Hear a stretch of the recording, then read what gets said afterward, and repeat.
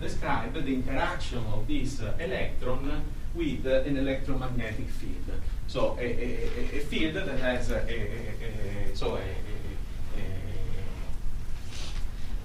an electric and a magnetic field.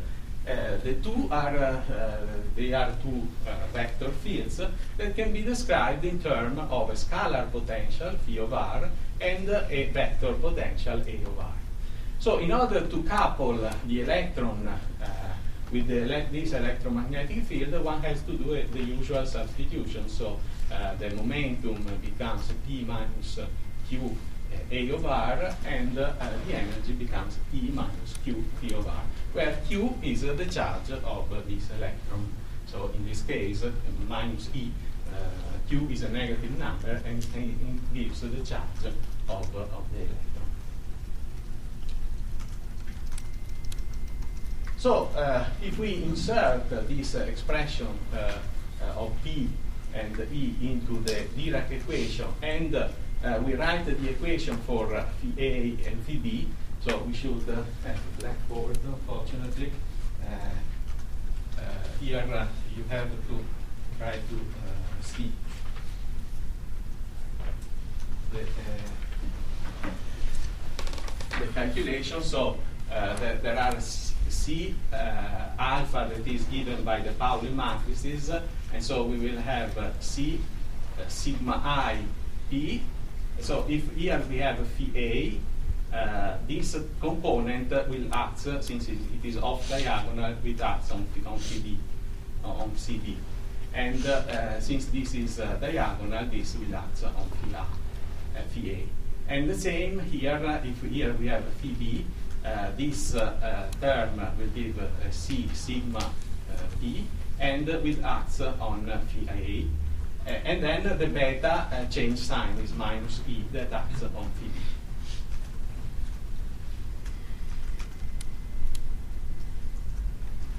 So we obtain this kind of equation that the derivative of phi A is C sigma pi phi B plus mc squared phi A, and the d phi B is C sigma pi phi A, where this pi is P minus Q, the vector potential. And the scalar potential enters here as a plus Q phi, and also here as a plus Q phi. So this is one form that one can find for the Dirac equation, where we don't have done any approximation, but that is useful for the rest of the discussion. Excuse me, in the second equation, the parentheses should plus? What here? This no. This is correct. So it is minus, and minus it is a plus. There is a minus mc squared because there was a beta that was 1 minus 1. Okay. So this is the way to describe a particle in electromagnetic field. I've written this, so I'm not interested at this point into a time dependence of the vector or the scalar potential. So these two quantities are assumed to be time independent. And if we assume that they are time independent, we can factorize the time dependence of the wave functions with the usual phase factor that gives us the time independent Dirac equation, in which here E minus E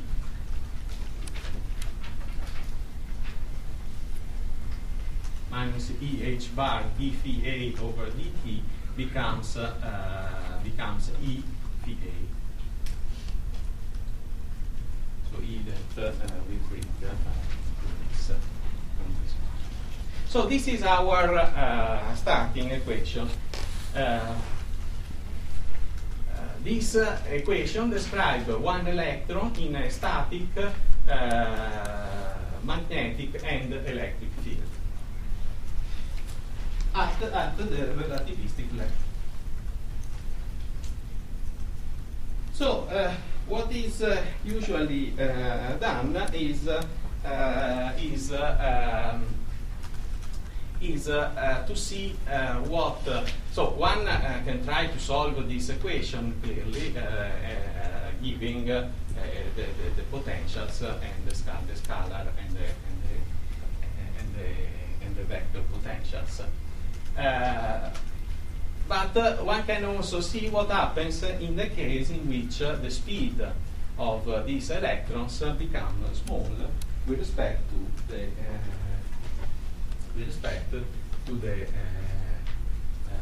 the speed of light. So let's just do this. This is done in the introductory courses.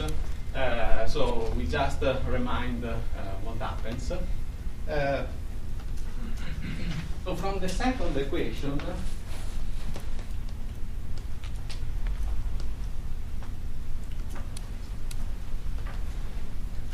from this equation, if we so the energy E will have a component that is, so a term that is the rest energy of the electron, mc squared. So it is convenient to define the energy with respect to the mc squared, so to subtract from E the mc squared and define a E prime that is E minus mc squared.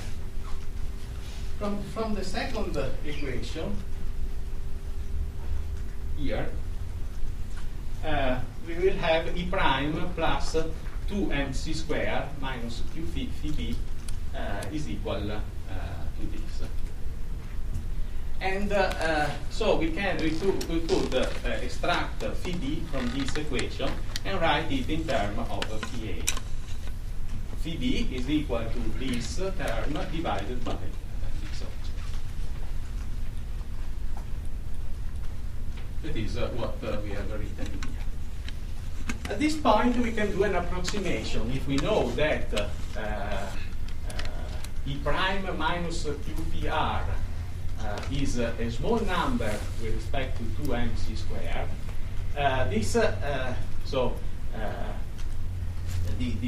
This is the energy of the electron. It is this quantity would be in a simple Schrödinger equation in which we do not have the scalar potential, but have just we don't have the vector potential, but we have just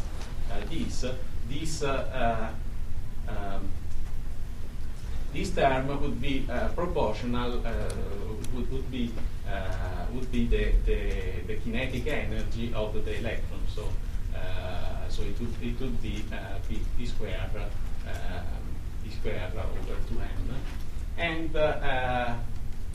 and so it would be proportional to the velocity of the electron. So if we assume that the velocity of the electrons is small with respect to the velocity square of the electron.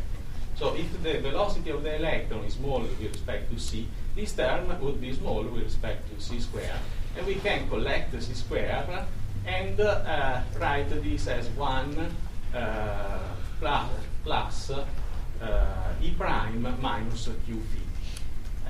And then divided E prime minus q phi divided 2mc squared. So we can think that E prime minus q phi divided 2mc squared is a small number, and expand this denominator with respect to this small number. So if we collect here the 2mc squared, and then we have this 1 minus q phi divided 2mc squared, and we neglect this term E prime minus q phi divided 2mc squared, that is of order b squared over c squared, and so we keep just the terms up to order b over c. What we have here in the denominator 2mc squared, that with this c becomes 2mc, and all the other piece can be this piece here can be neglected. This means that we are neglecting the term of order b squared over c squared. This kind of approximation shows, first of all, that phi b, here we have the momentum of the electron divided by c, and so this phi a is of this phi b is of the order v over c phi a. So it is smaller than phi a of this ratio v over c. For this reason, this phi b is called the small component of the spinor, and phi a is the large component. So if we insert now this expression into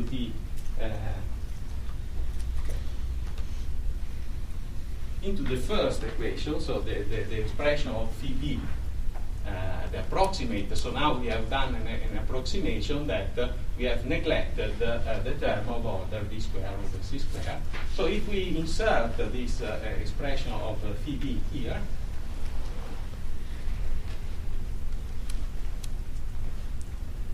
okay, we obtain this equation that is the Pauli equation. So we have sigma pi c divided this 2mc, the c simplified, and we have twice this product sigma pi plus the electrostatic, the scalar potential contribution minus h prime phi a equal. So we can just manipulate this equation using the fact that this product of sigma pi is equal to pi square h bar q minus sigma multiplied by the rotor of A. This is quite a simple equation to derive by looking at the property of the Pauli matrices.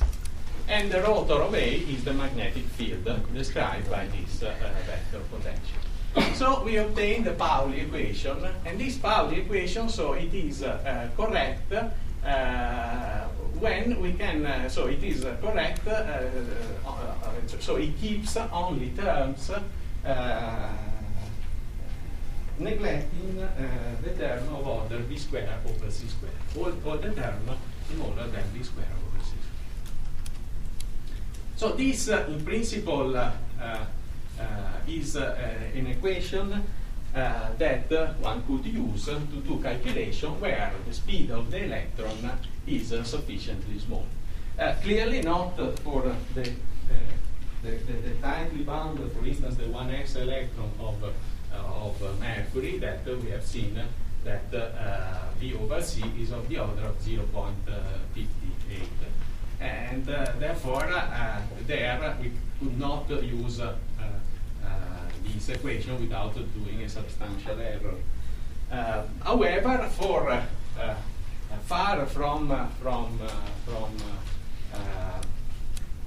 the nucleus, if the properties of the nucleus and of the core electron were described accurately using the Dirac equation, one could hope to use this Pauli equation for describing the valence properties. And it has an error outside this radius. Let's say that one can think that there is a certain radius after which the velocity of the electron V over C becomes sufficiently small. In this part of the atom, one could describe accurately the electrons, provided that the properties of the atom and of the electrons inside this radius are described. So it is important to keep track of these relativistic effects in the region where V over C is large. In the region where V over C becomes small, we will do an error of the, so we neglect all the terms of order V square over C square using the Pauli equation, but here far from the nucleus, V is a small number.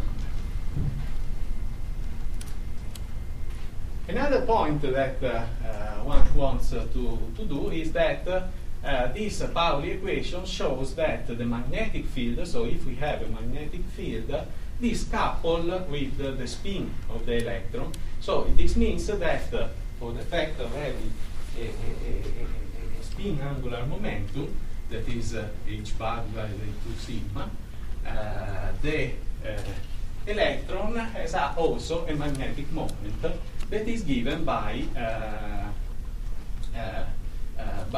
Q over m s, or if we call mu b the Bohr magneton, this combination, by mu b multiplied by sigma. So you see that Q is a negative number, so it means that the magnetic moment must be opposite to the spin angular momentum. And in this formulation, so keeping here a term minus mu b b means that mu b, unfortunately, is a negative number. You find in the literature all the conventions, so in which mu b is taken as a positive number, and here mu b is h bar, the charge of the electron, the modulus of the charge of the electrons divided to m, but in this case you will have a plus sign. So sometimes you find plus mu b sigma b, sometimes minus mu b. If there is a minus, it means that the Bohr magneton is negative, and the magnetic moment is mu b sigma.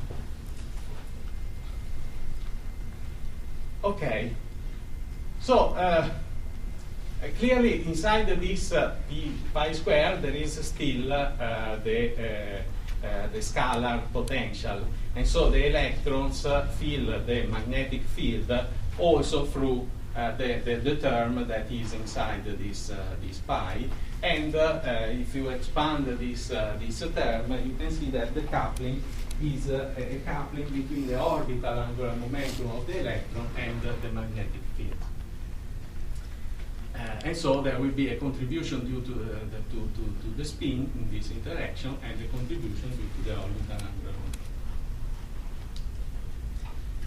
So what happens if we, instead of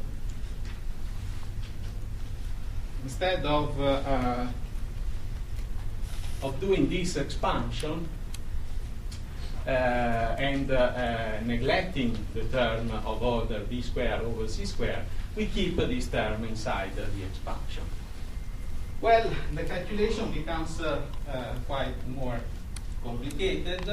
At this time, you cannot. So, by considering the Pauli equation here, you see we have assumed that phi A is normalized, so that phi A has the same normalization as in the Schrödinger equation. So suppose that so we require that usually the integral of the square modulus of the wave function over all the space for one electron gives the probability of finding the electron somewhere must be equal to 1. If we have spinor, what happens is that you know that the sum of phi A square modulus plus phi B square modulus, where this square modulus means the first component of phi A square modulus plus the second component of phi A plus the first component of phi B plus the second component of phi B, all this sum integrated or in the space should be the square modulus of this should be equal to 1. So it is clear that this phi A is not normalized correctly, because it is phi A plus phi B that is normalized correctly. However, we have seen that phi B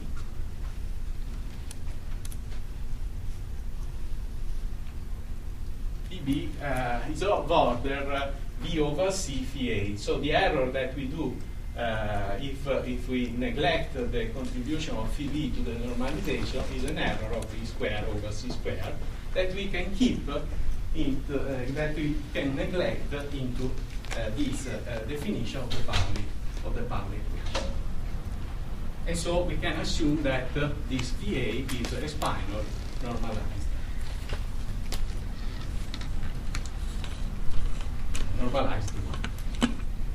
If we take the term of order d square over c square, this thing is no more valid. You have also to keep track of this. So you end up with an equation that is like this, usual.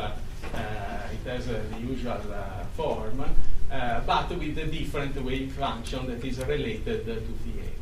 And you find that in addition to the Pauli term, there are three other terms that are called mass velocity, Darwin term, and spin-orbit coupling term. Okay, usually one starts from this expression of the Hamiltonian and use perturbation theory to find what are the relativistic effects on the levels, and so calculate the expectation values of this term. And you can see that it is, for instance, in an atom, usually this is done in an atom, and in an atom you see that it is the spin-orbit coupling term that splits the level. Instead, these terms just shift the position of the levels. However, note that this expansion that includes all the terms up to order this over c square makes an error of order b over c cubed. That is not so small, because if b over c is of the order 0.58, even b over c cube is not very small. So when we go to very heavy elements, this expansion starts to be not sufficiently accurate. Okay, so this is what I wanted to say about the B over C expansions. Now, another point that comes from relativistic theory is the relativistic theory, the relativistic theory of an electron in a spherically symmetric potential. For instance, the hydrogen atom, where we neglect this time the magnetic field, so the vector potential, and assume that the scalar potential is radially depend radially on the variable R.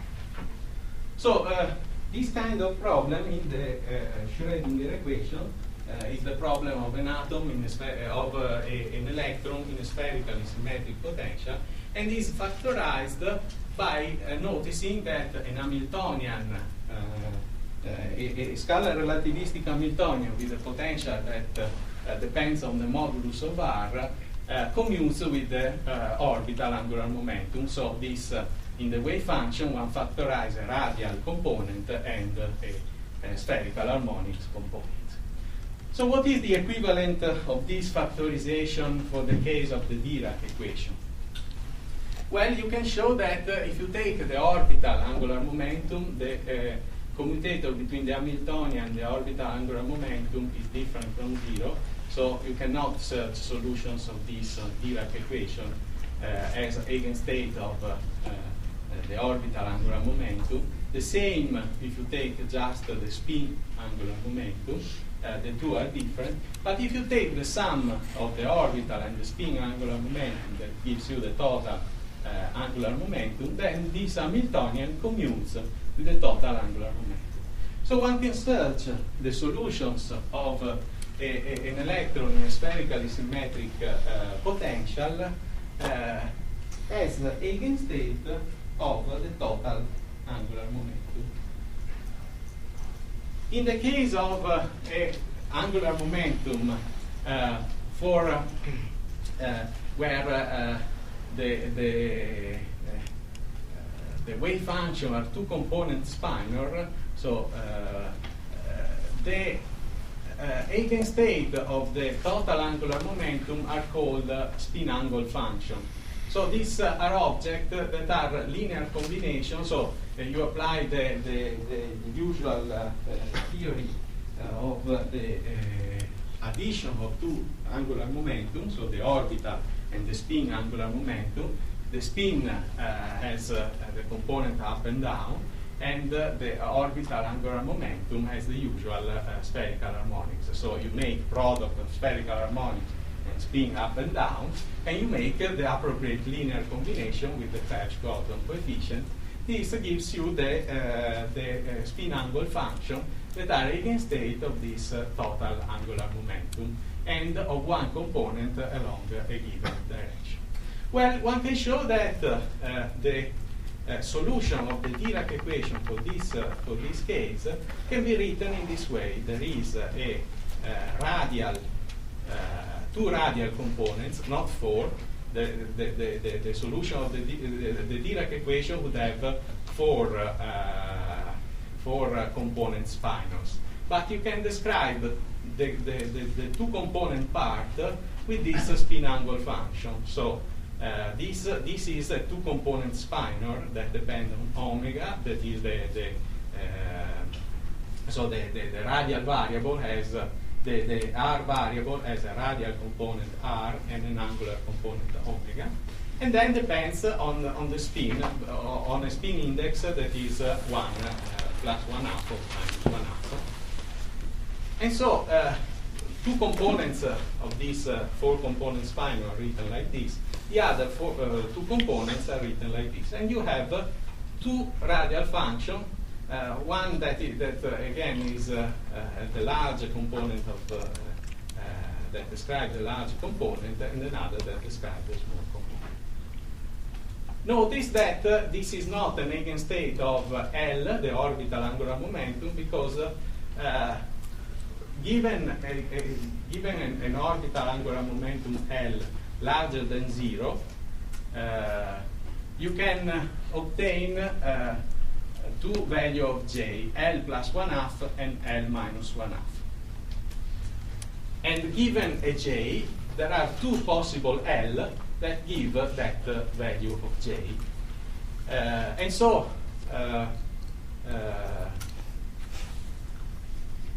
you can see, one can show that the orbital angular momentum that appear here is always different.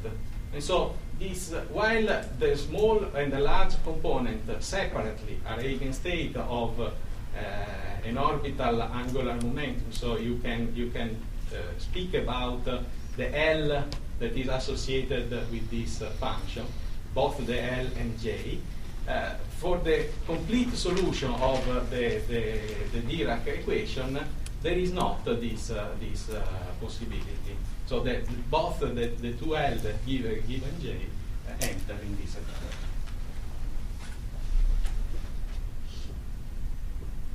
Okay, so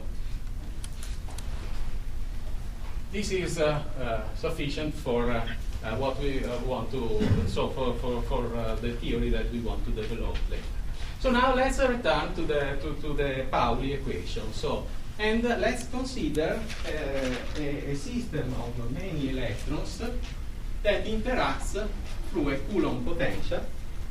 So it is a many-body system where the electrons interact through a Coulomb term, and this gas of electrons is in an external potential described by scalar potential described by this phi, and in a vector potential that can be described by this magnetic field B, and the vector potential that is inside the pi. So the question is, this would describe a gas of electrons described approximately in the sense that only the spin effects, the spin effects are described. The fact that the electron has spin is a relativistic effect that is included in this description, and comes from the the approximation that leads to the Pauli equation. So the question is, if now we have many of these electrons that interact through a Coulomb potential, is it possible to formulate a density functional theory for this system? What are the difficulties with respect to the standard formulation of density function? Well, even this problem that has a solution is not what is implemented in quantum espresso, and so we discuss an even simpler problem. That is, we neglect the orbital angular momentum that appear here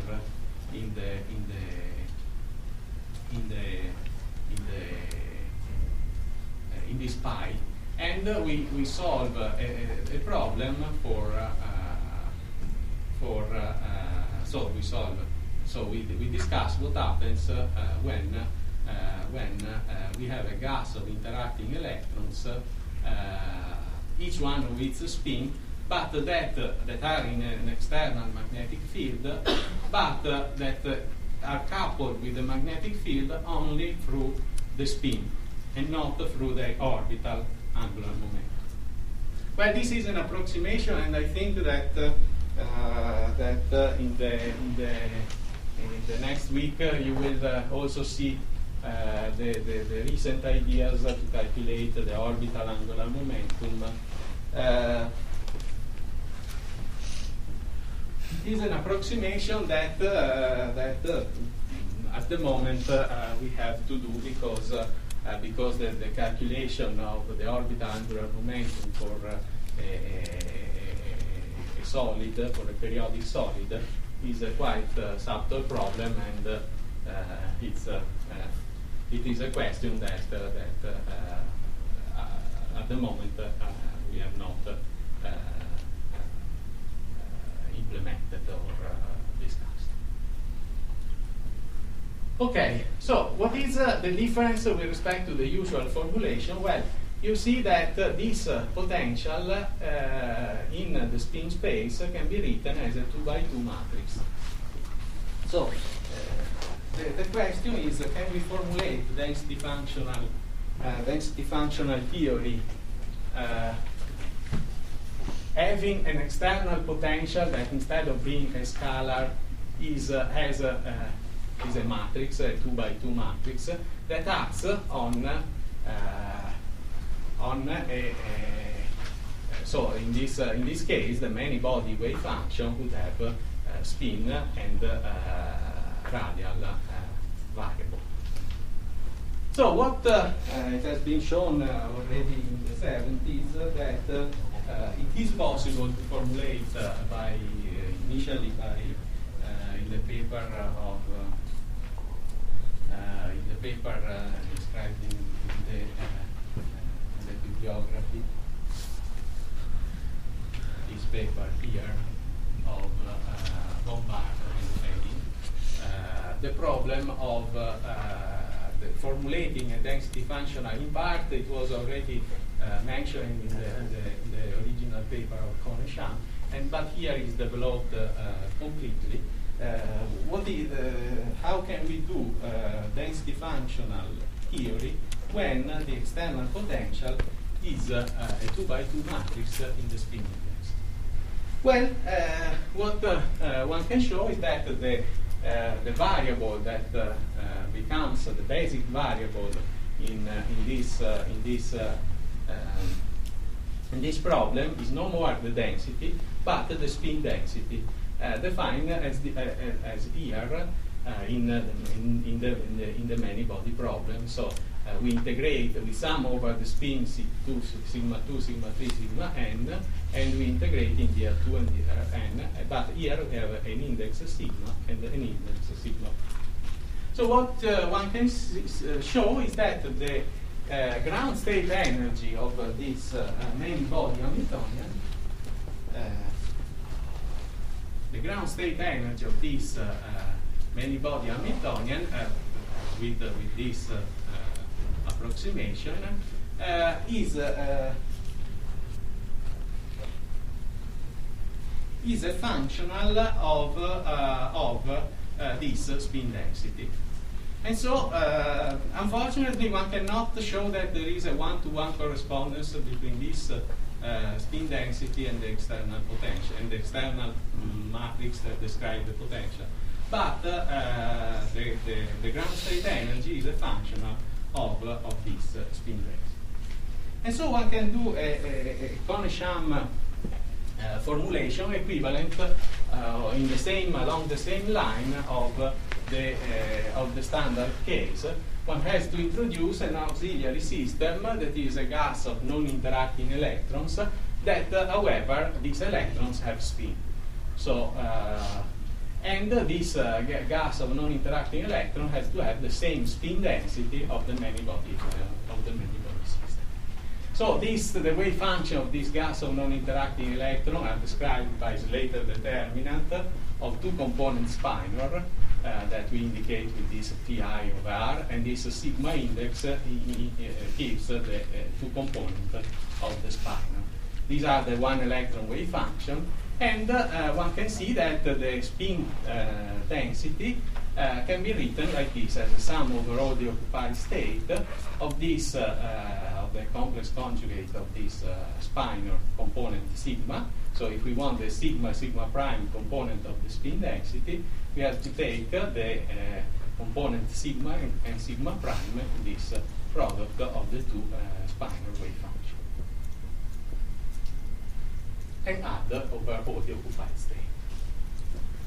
Okay, now the total energy can be functional, can be written in the usual way. One subtract from the functional all the terms that the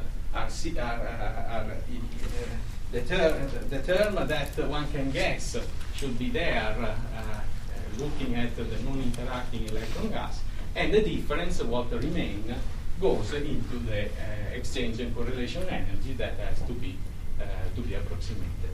So the kinetic energy of the non-interacting electron gas is given by this, is a sum of the two spin component of the usual Laplacian square. From now on, let me use atomic units because the usual units were useful to introduce the Bohr magnetism.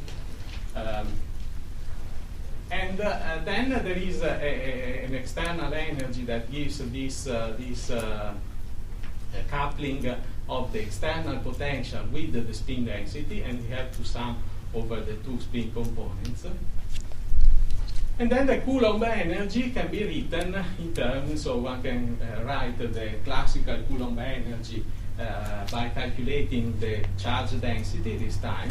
From the spin density, the charge density is given by the sum over the spin, so it is the trace of Ci of this product with adding on the spin and taking the same spin index. So it is the sum of the spin density of the trace of the spin density.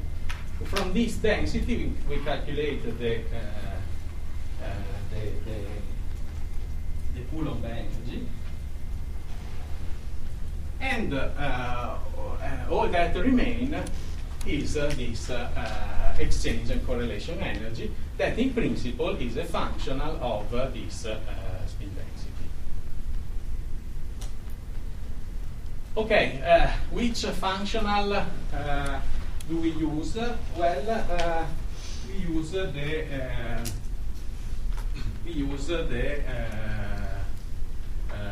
the usual functional that is used in the local spin density approximation, and that is written in terms of the density that we have already seen how to extract from the spin density, and the modulus of the magnetization. So how can we calculate the magnetization from the spin density? Well, we should take the magnetic moment of note that the magnetization of so this non-interacting electron gas has the same spin density of the interacting electron gas. So we could calculate the magnetization by calculating the magnetization of the non-interacting electron gas, and we have to calculate the expectation value of the magnetic moment of the electron, that is the product of mu b and sigma. And we have to do the sum of the two spin components, sigma 1 and sigma 2. This is the Pauli matrices now. And the three components of this spin, the three Pauli matrices gives the three components of the vector magnetization density. You can also write it like this: is a sum of sigma 1 and sigma 2 of the product of the spin density and the Pauli matrix.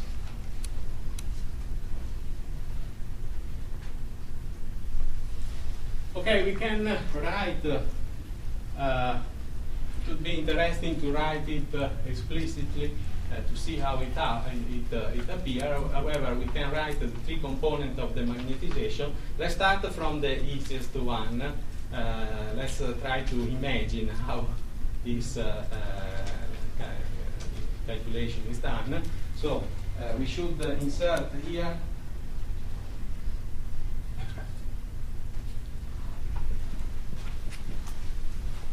sigma z, the z Pauli matrices, and this z component is diagonal and has 1 and minus 1. So here we should have C1, Ci star, let's say 1, that interact with, and that here is multiplied by Ci r C1 half. So if here we have plus 1 half, here we have also plus 1 half. And so we have Ci plus 1 half square modulus. Then we have the second component, the second term on the diagonal that has a minus sign. So if here there will be a term C minus 1 half, this C1 minus 1 half, and C2 minus 1 half with the minus 1. And so we have to sum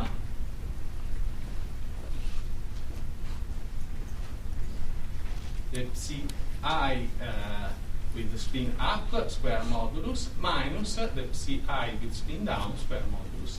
And then there is a mu b and the sum over all the state. This will give the z component of the magnetization that is apparently similar to the one of the local spin density approximation, but these are the two components of the spinors, and we have to subtract the square modulus of the two components of the spinor. To get mx and my, we have to insert here,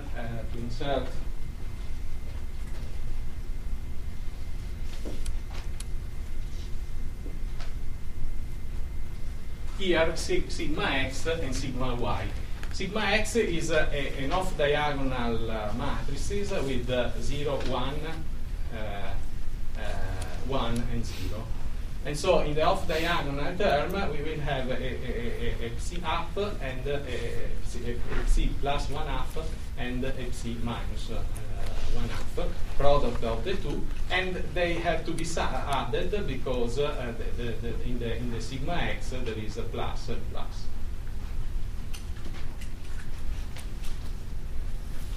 And so we obtain the Ci star up, Ci down plus the down and up. This gives the mx, and the my has an I in front and a minus in the middle. Okay, so in this way we calculate three components of the magnetization density, and in this formulation, basically point by point, the direction of the magnetization density could change. So in principle, we can describe a non-collinear spin structure described by this magnetization density.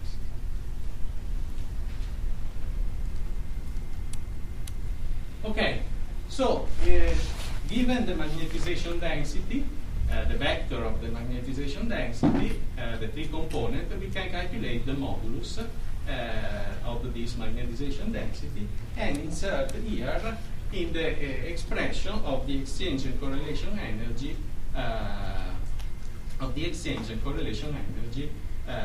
given by the local spin density approximation.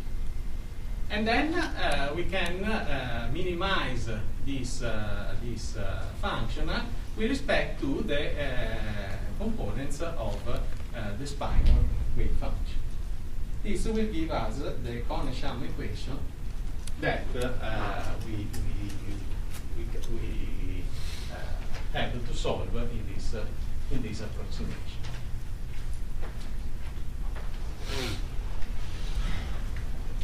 Okay, so we have to minimize the functional, keeping into account that the spinor are orthogonal.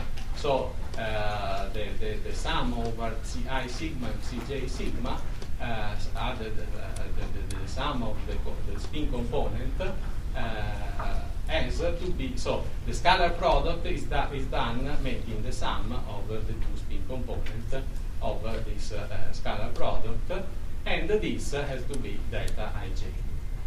So minimizing the total energy with respect to using the fact that this constraint must be satisfied, we obtain the Kohn-Sham equation for this problem. So if we now would do the calculation, what would we find? Well, there is a kinetic energy term. There is the interaction of the external potential, that is a 2x2 matrix that acts on this two-component wave function. There is the Hartree potential that is diagonal in the spin index. So while the external potential is off diagonal due to the fact that there is a magnetic field, the Hartree potential is diagonal, so we multiply it by Ci sigma.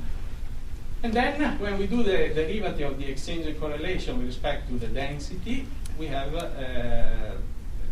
and then multiply by the derivative of the exchange and correlation energy with respect to Ci star of R and sigma. Again, when we have the derivative with respect to the density, this will be a diagonal in the spin indexes and acts on the same spinor wave function. When we do the derivative of the exchange and correlation energy with respect to the magnetization, the three components of the magnetization, in this case we obtain a term that is no more diagonal in the spin index. In fact, actually we have to do the derivative of this exchange and correlation with respect to M alpha, and then the derivative of M alpha with respect to Ci star of sigma.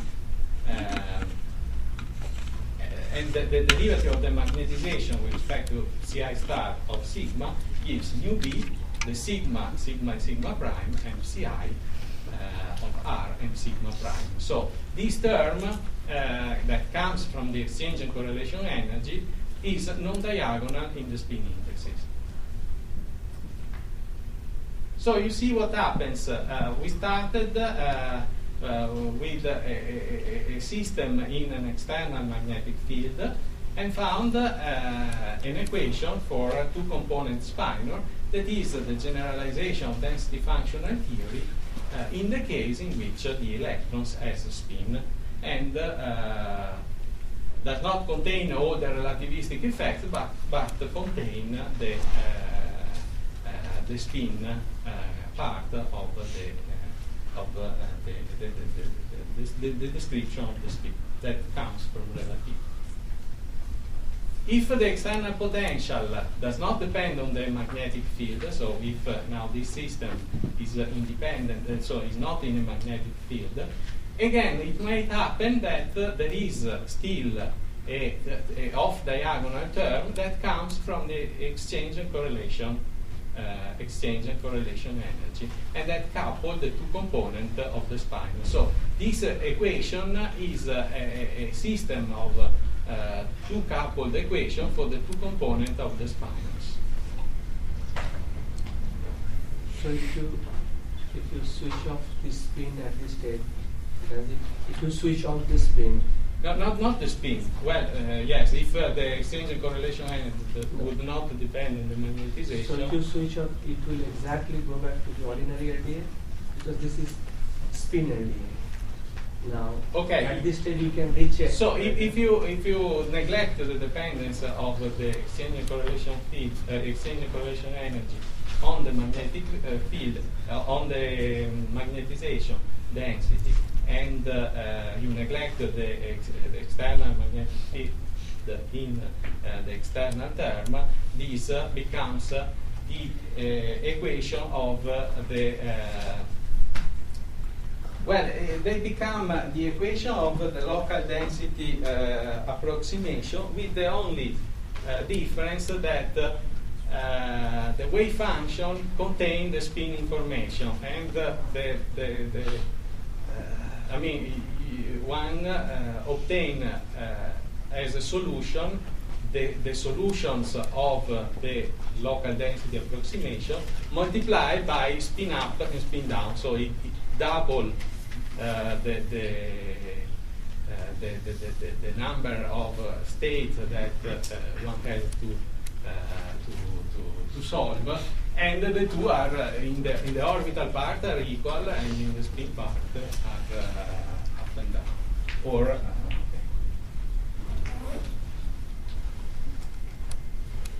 however, let's not neglect the dependence of the magnetization, the exchange and correlation energy, and let's elaborate a little bit on this derivative of the exchange and correlation energy with respect to the density, and the derivative of the exchange and correlation with respect to the component of the magnetization.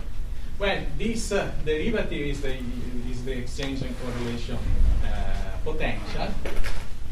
The derivative of the exchange and correlation with respect to the magnetization can be written as this, as an exchange and correlation magnetic field with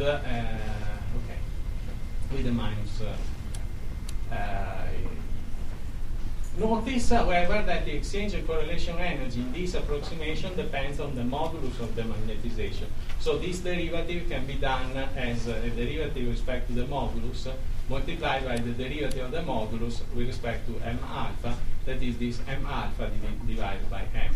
So in this approximation, the exchange and correlation magnetic field is always parallel to the direction of the magnetization density. In each point, it is parallel to the direction of the magnetization density.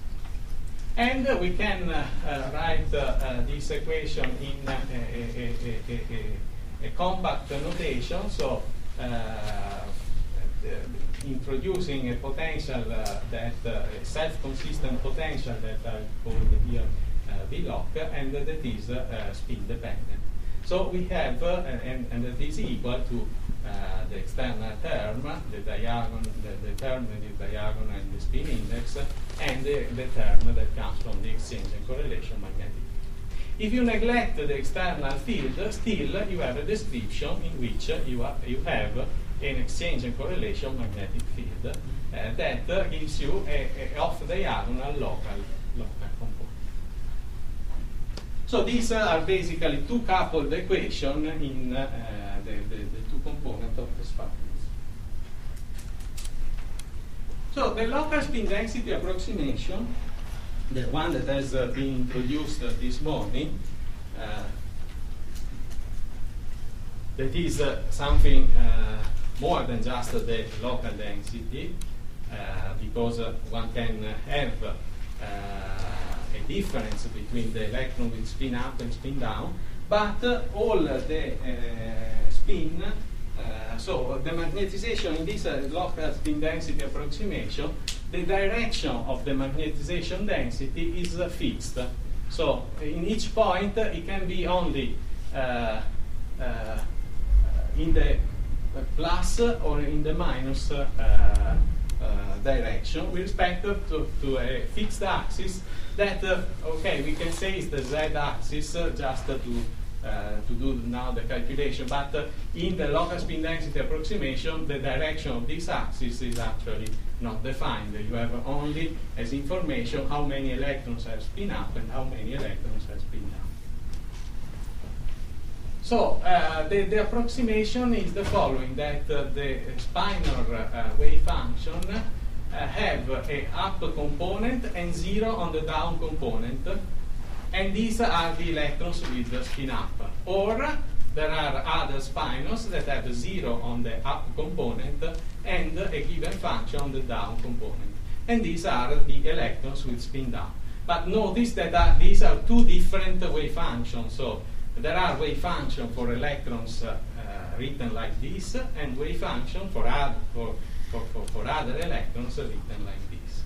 So if we calculate with this, take this form of the spinor and calculate the magnetization density, you can see that the mx and my component are 0, because you always mix an up and down component, and you have just a z component. So in this z component you will have the contribution of the electrons with spin up, this one that have a plus sign, because they are in the so the sigma x sigma z matrix has a 1 and a -1. So the spinor with only a component up will contribute with a plus, while the electrons with only the component down will contribute with the down. Notice that this equation is different from the previous one, because now these states are different from these states. And these are the electrons with spin up, these are the electrons with spin down. And from the definition of the exchange and correlation magnetic field, we see that since it is parallel to the direction of the magnetization, also the x and y component of the exchange and correlation magnetic field is 0, and we have just the z component of the exchange and correlation magnetic field. Okay, so we can write the equations. For the electron with spin up that we write this wave function. We can call it like this, just to separate and to make it clear that these are one type of wave function, these are another type of wave function. They are not the two components of the same spinor. And for electrons with the spin up, that have only the up component, here we have minus mu b, the sigma z as a 1 in this case, when it acts on the up component, so we have minus mu b, the exchange and correlation magnetic field. And here we can also put an index of up and down on the energy, because this energy will be different from the energy for the down component. And in this, writing this, so this will be the equation for the electrons with spin up, and this will be the equation of for electrons with spin down. It differs from the equation for the electron with spin up, since here there is a plus sign that comes from the sigma z Pauli matrices. So in writing these two equations, we have also neglected the fact that there is an external magnetic field. So we have taken just the diagonal component of the external magnetic field. In principle, one magnetic field could be added here, an external magnetic field could be added here into the external potential, exactly as these two terms. Or this could be equivalent to take two Fermi energies,